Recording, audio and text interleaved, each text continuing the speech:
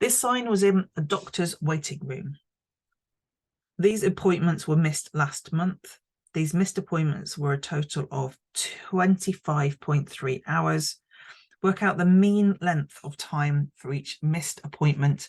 Give your answer in minutes. It's helpful that minutes is down here because this is in hours. Really important to know that this is in hours. So we need to do a conversion. 115 appointments, and the mean length. That's an average. Mean means we have to add and then divide.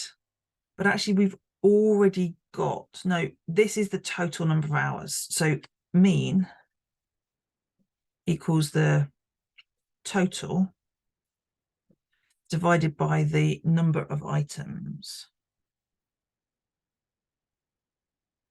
So this is 25.3 hours. And this is the number at 115, but we need it in minutes. So we must convert it to minutes.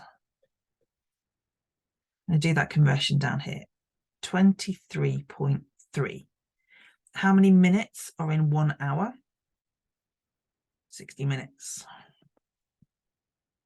25.3 to 25.3 multiplied by 60 minutes. So 1536 minutes.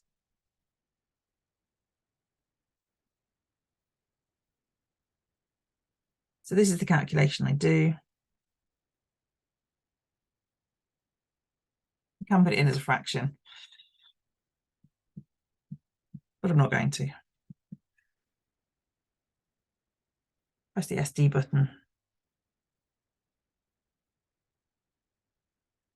356 5214. Sorry, 74. I don't need any more here. Work out the mean length of each time. Give your answer in minutes. Now you could have 13 point something minutes. I'm going to round it up to just the nearest 10. Well, the nearest one, which gives me 13 minutes.